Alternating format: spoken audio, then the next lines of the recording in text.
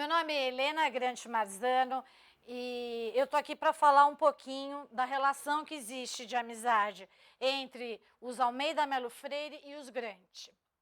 Começa no início do século XIX, quando o avô de Yaya, Manuel de Almeida Melo Freire, é padrinho de casamento do meu tataravô, George Grande. O George é natural da ilha de Man, que fica entre a Inglaterra e a Irlanda, e ele vem para o Brasil entre 1820 e 1825. Ele vive por 80 anos. E aos 33 anos ele se casa com a brasileira Úrsula Maria da Conceição de Almeida. E eles têm 3 filhos: Caetana, Francisca e José de Almeida Jorge Grande, meu bisavô. A Caetana, mantendo a tradição dos apadrinhamentos, é dada pelo Jorge para o avô de Yaya, não, para o avô de Yaya batizar.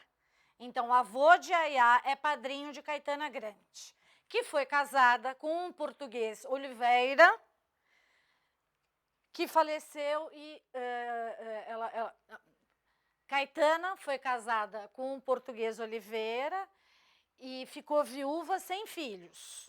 José, que é o meu bisavô, ele participava também dessa história. Então, ele foi procurador da Casa de Misericórdia de Mogi das Cruzes e ele também tinha produtos para a fazenda. A Caetana é a filha do avô de Yaya, ou seja, um casal que dá a primeira filha para alguém batizar é uma relação de muita confiança, né? É uma história verdadeira, porque imagina que naquela época tinha uma responsabilidade, hoje ainda existe, imagina naquela época. E Caetana, ela foi casada com Oliveira e ela ficou viúva sem filhos. Já José, ele foi procurador da Santa Casa de Misericórdia de Mogi das Cruzes em 1873. E ele também era comerciante de produtos para a fazenda. A gente não sabe direito quando é que os Freire e os Grandes se misturam. Mas, por exemplo, o José, ele se casou com a Maria Freire de Camargo. A gente não sabe se esse Freire é do Freire da família da Yaya, mas já é um Freire aí, né? E eles tiveram 6 filhos. José e Leopoldo faleceram pequenininhos. E as irmãs Elisa, Maria Georgina, e olha a criatividade, Georgina, elas se sucederam a Caetana nos cuidados de Yaya. E Alfredo, o meu avô, o nosso avô Alfredo, ele foi um grande amigo de Nhonhô. Ele tanto era um grande amigo de Nhonhô, que ele fez parte da última viagem de Nhonhô, que foi para a Argentina. E no retorno dessa viagem, Nhonhô se joga ao mar. O médico do Paquete Orion diz que ele sofria de ataques de fúria e que ele havia sido medicado e que em determinado horário ele havia se jogado ao mar. Aí existe um registro entre o vô Alfredo, a tia Elisinha e Albuquerque Lins. Eu não encontro o corpo. É uma série de telegramas. Eu não encontro o corpo. O que eu faço? Eu aguardo o corpo. Num desses telegramas, ele fala: estou com a maleta que tem um relógio assim. Então, para mim, que não conheci o meu avô, mas sempre soube da precisão e o quanto a honradez é importante, essas coisas que dizer da mala, da calça, da meia, num telegrama, eu acho isso, acho que é o que falta, né? A gente saber o que tem dentro da mala da gente e ser responsável por aquilo. E aí, determinada hora, o Albuquerque fala: volte, porque não encontrava o corpo. E o corpo foi encontrado apenas 13 dias depois. E meu avô ficou no Rio Grande do Sul esperando. E nessa ocasião, tinha alguns jornais já que falavam que ele foi jogado, sabe? Sempre coisas muito inadequadas, que não respeitaram a dor de uma família, né? A imprensa não respeitou a dor dessa família. voltando, eu acho que é legal explicar um pouquinho quem foi meu avô para construir essa ideia de corretez, e que isso está ligado a quem cuidou da Yaya, né? O meu avô, todos os irmãos do meu avô, os filhos de José, moravam em Mogi das Cruzes. Determinada altura, o meu avô vai para a freguesia da Escada. E ele, eu não sei se ele já foi casado, ou se ele casou de lá. Então, a primeira vez ele casou com Benedicta Figueira Grande e ele teve 6 filhos. E o segundo casamento foi com a avó Georgina Siqueira, com quem ele também teve 6 filhos. E a minha mãe, Brasilina, é a mais velha dos irmãos e hoje ela tem 96 anos. O vô Alfredo, ele fabricava cachaça, e num alambique que existe até hoje na minha família. E ele também produzia carvão, que era distribuído em São Paulo.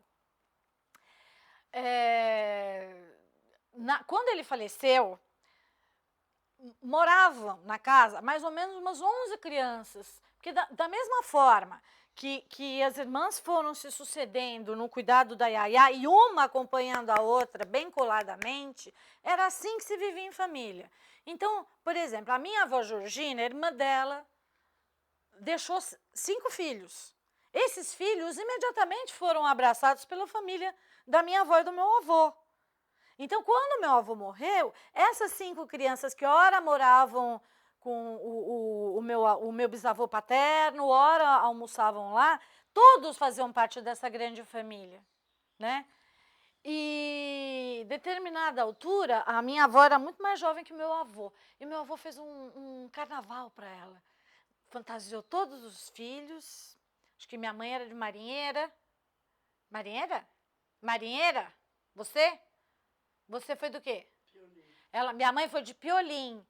E aí eu perguntei para minha mãe, mãe, e tinha banda? E ela falou, não, filha, a gente mesmo cantou. Então, é de uma simplicidade que eu acho muito rica. E uma outra coisa que eu gosto muito é que, assim, o meu avô era o delegadão da freguesia da Escada. Acho que tinha uns 500 habitantes lá.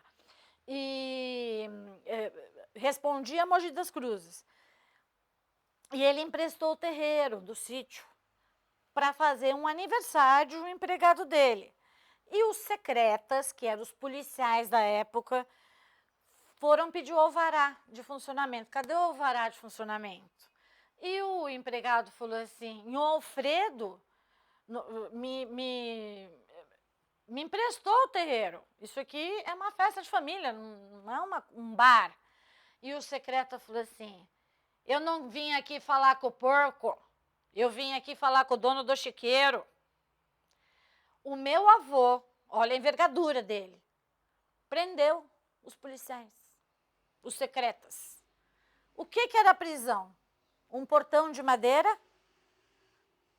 provavelmente com uma coisa assim que trancava. Ele foi em Mogi das Cruzes avisar, os seus policiais estão presos por mim. Eu acho isso de uma envergadura, né? Ele podia, deixa pra... Não, ele foi até o fim. Vai chamar meu funcionário de porco e eu de dono de chiqueiro? Então, isso são histórias que eu ouvi pela vida inteira. Da honradez, ele era um homem moderno, mais conservador, amicíssimo da minha mãe. A última cartinha que ele escreveu em vida foi para ela. Bom, agora eu vou falar sobre a história dos Grande e os Almeida Mello.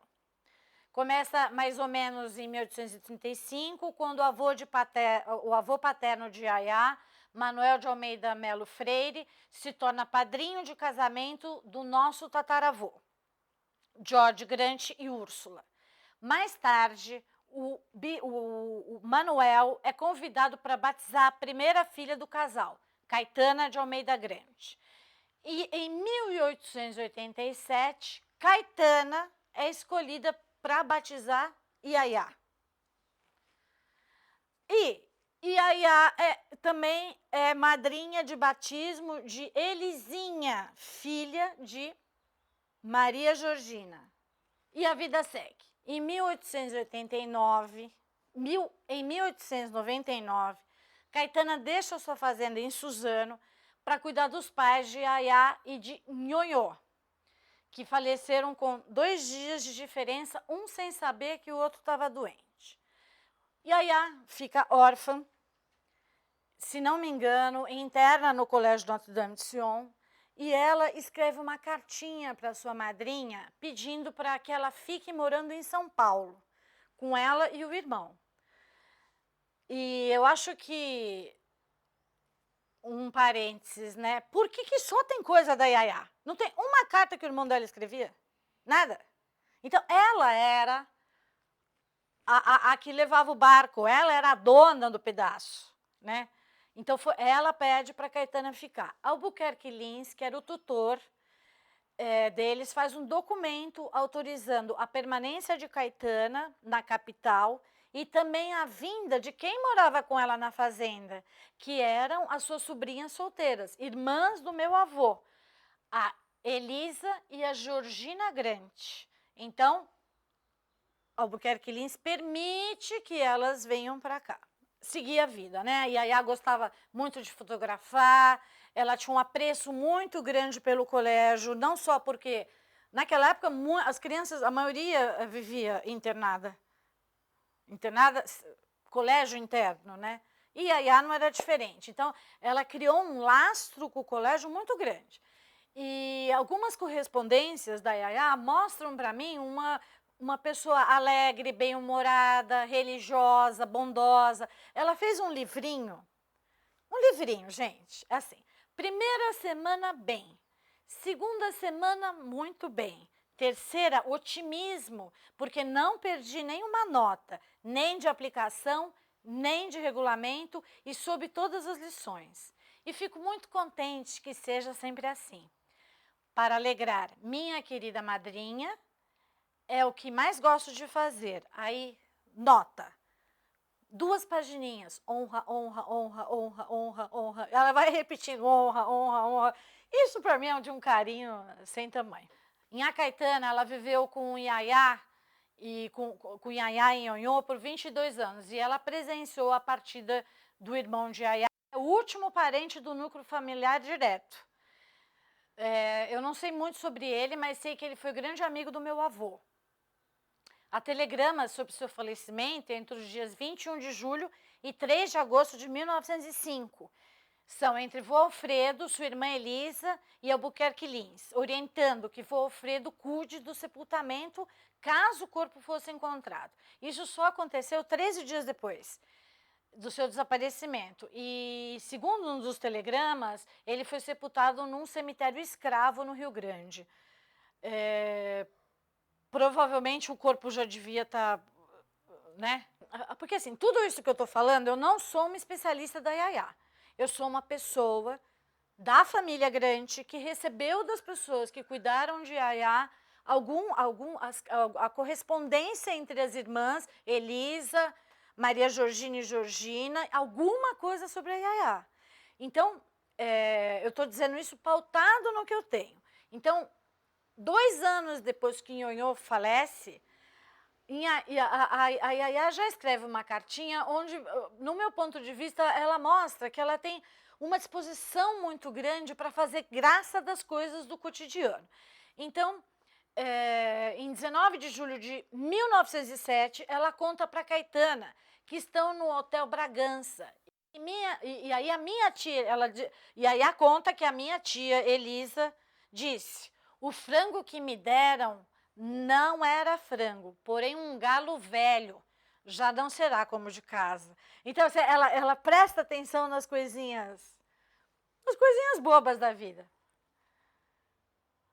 Aí, numa outra, de 24 de janeiro de 1908, ela escreve para Caetana: saudosa Nhá Caetana, recebi sua estimada cartinha, o que muito me satisfaz, sabendo que todos estão com saúde.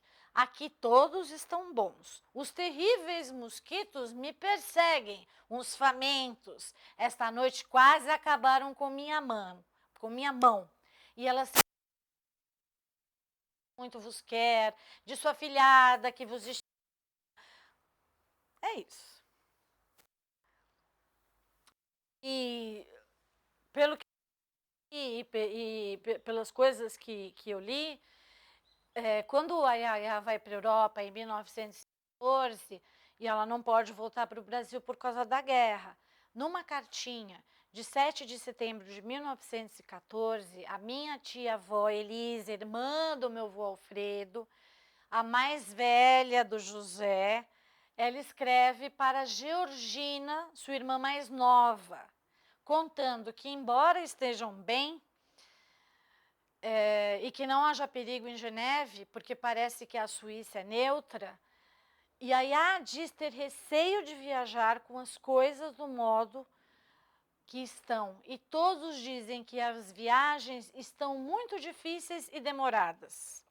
Então havia um respeito pela vontade de Yaya, que segue nesta mesma carta, onde ela diz a Augusto era o motorista? Augusto era o motorista? Diz Augusto, que era o motorista da casa, que o automóvel não sei se Yaya comprará. Do modo que estão as coisas, muito difícil. Daí vem, Yaya está aprendendo a fazer renda de Venezia, é bom para passar o tempo e muito bonita. Eu passeio, conserto algumas roupas, enfim, faço qualquer coisa para não pensar muito. E a Caetana recebeu o telegrama que Yaya mandou, então era esse tipo de comunicação, não tinha divisão entre quem era Yaya, quem era Georgina, não, era uma coisa muito entrosada, né?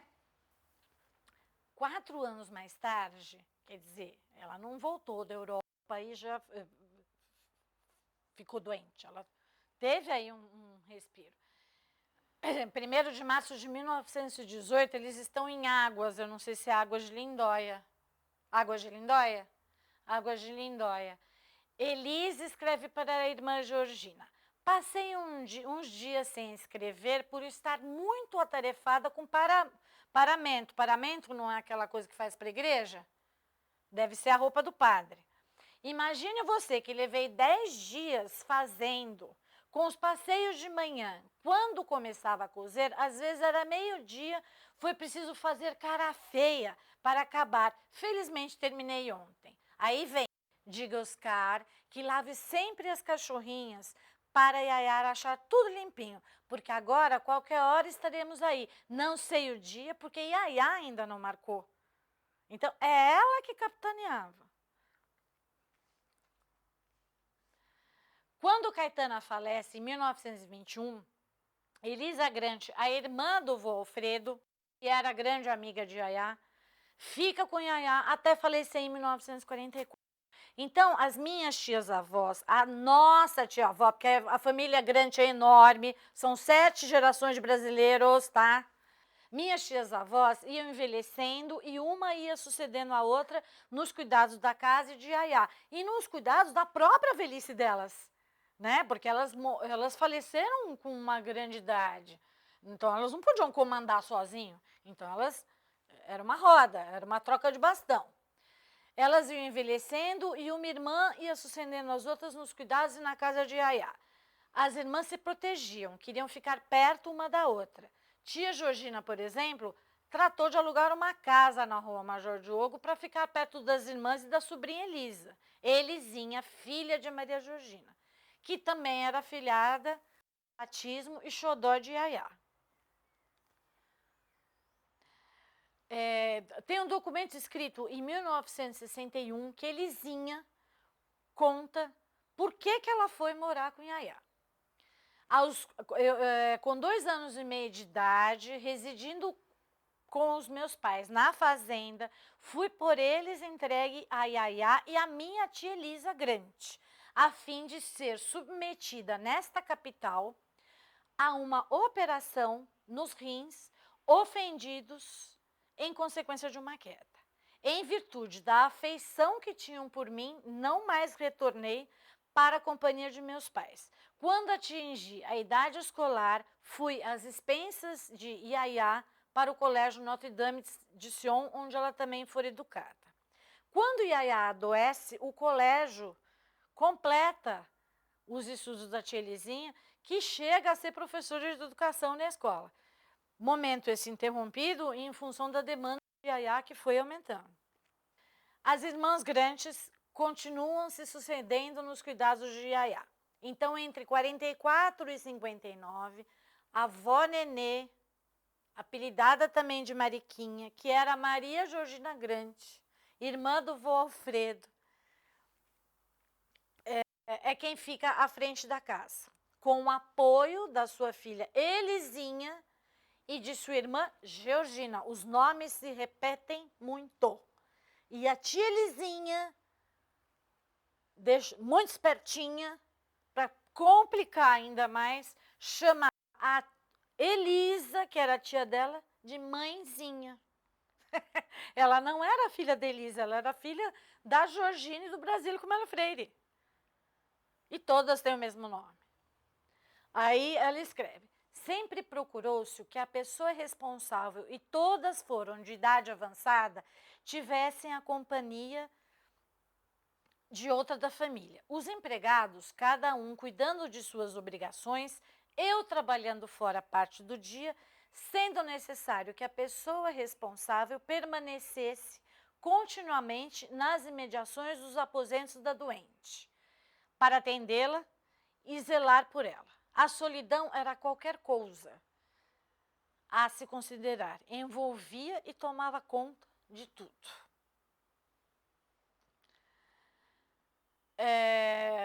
A tia Madalena, que é irmã da minha mãe brasilina, e quando meu avô faleceu, a minha avó estava grávida, ela frequentou muito a casa, porque ela era a menorzinha. E ela ficava muito com as tias avós dela, com as tias dela, né? E ela falou que a tia Elisinha ficou muito brava quando o médico deixou Yaya morrer, porque ela não queria. Ela não queria, era uma história de amor e uma devoção, e diante de toda a família, a tia Elisinha fez uma promessa no leito de morte de Elisa Grande, a quem chamava de Mamãe Elisa. Esse aí eu vou ler para vocês, se você ajudar. Eu, como já foi dito, sempre vivi em sua companhia, e a ela me dediquei inteiramente, como prometera a Mamãe Elisa.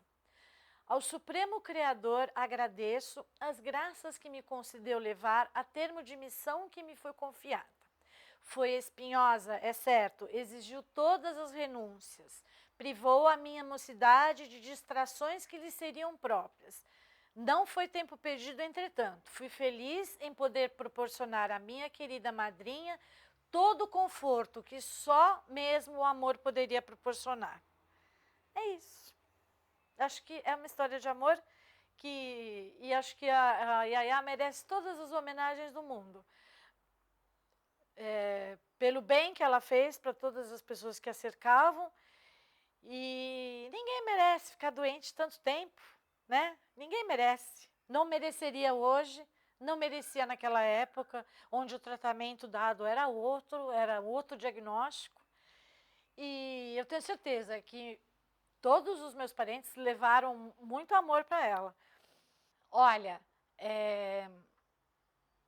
eu ia na casa da Yaya de vez em quando. Somos 5 irmãos, né? Sou filha da Brasilina. E a gente ia fazer visita sábado à tarde, domingo à tarde. A gente não sabia direito onde a gente estava. Depois que foi construindo, que veio, mas não, a gente ia lá para ver minhas tias, que ficaram na casa, até Georgina, que foi a última que cuidou de Yaya, junto com Elisinha, quando ela atingiu, acho que 100 anos, e veio a falecer, eles saíram da casa, que eu acho que é um compromisso que elas tinham entre elas, que sempre foi aceito pela USP, inclusive. Agora, o que eu lembro depois da minha tia falando é que no redor eles transformavam aquela história, aquela casa num palco. Então, que o Armandinho pulava o muro e achava as correntes com que era presa Yaya. E a minha tia falava assim, como que ele vai pular o muro de uma casa que mora gente? E corrente da onde, se a gente nunca teve corrente aqui? E se tivesse, a gente ia ficar guardando corrente? Então, assim, tem muito mito ao redor dessa história. Muito mito. E acho que a história tem que ser feita corretamente. Então eu lembro da gente correndo, da gente brincando. Lá tinha, como é que chama aquela coisa embaixo da casa? Porão. Tinha o porão, que era uma curiosidade, porque a gente não morava em casa que tinha porão, né? Então é isso. Fiquei muito feliz quando a casa recebeu teve um objetivo novo, que dando continuidade muito à história dela também. E eu só espero que esse trabalho que está sendo feito aqui hoje, que ele continue na casa, porque a casa, ela representa, ela tem uma importância histórica para São Paulo, mas ela tem uma importância dada a quem foi Yayá, senão ela já estava no chão. Então não tem porquê ter exposição agora, que está se gastando uma verba para isso. E depois, ó, vem uma outra administração, isso eu não gosto. E joga fora. Daí a outra administração vem aqui de novo querer saber da Yayá. Então é assim, já tem isso, guardem, usem, usufruam, tá? Acho que é isso. Eu acho que ela não tem muita importância na minha vida. Eu acho que ela tem importância na história da minha família. Ela tem importância em traduzir essa união e o que é uma amizade de verdade. Então, ela me ensinou muita coisa. Ela me ensinou o que é uma amizade verdadeira, o que é você se doar para alguém, porque quando a minha tia diz que era uma solidão sem fim, mas que valia a pena por causa do amor, é isso que eu vou aprender, é isso que eu tenho dentro de mim. Mas eu não fico pensando nela, ou não vivo em torno da história dela. Porque ninguém está aqui para ganhar nada em cima da história da Yayá, para ser famoso. Não, simplesmente é uma história que aconteceu com uma pessoa e que é muito triste, ponto. E que fez parte de muitas gerações da minha família. É isso. Eu tenho muito a aprender com a história dela. Só isso.